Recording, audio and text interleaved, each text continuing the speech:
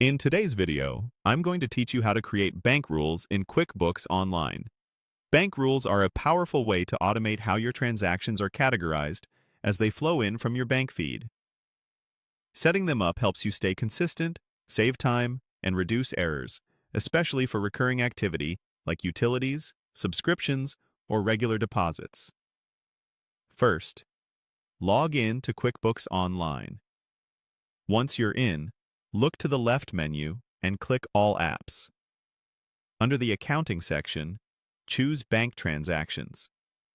This takes you to the area where your connected accounts and their incoming transactions appear. Next, select the specific bank or credit card account you want to create the rule for.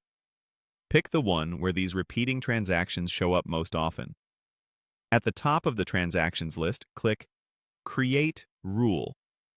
This opens a setup panel where you define exactly what QuickBooks should look for and how it should treat those matches. Give your rule a clear, descriptive name, like monthly utilities, so it's easy to recognize later.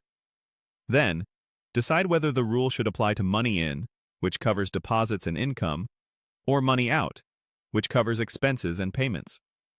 Choosing the correct direction ensures your rule only triggers on the right side of your cash flow. Now set your conditions. A common choice is bank description contains electricity, which tells QuickBooks to watch for that word in the bank's memo or description.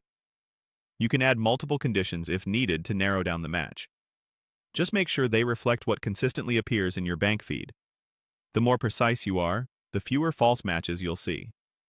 Choose the transaction type next, such as expense, check, or bill, depending on how you want the transaction recorded.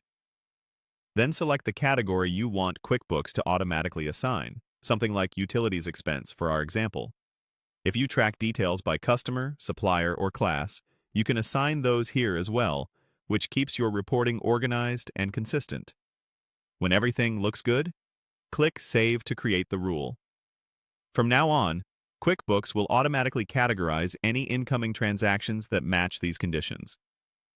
It's a good idea to keep an eye on the first few matches to confirm they're landing in the right place.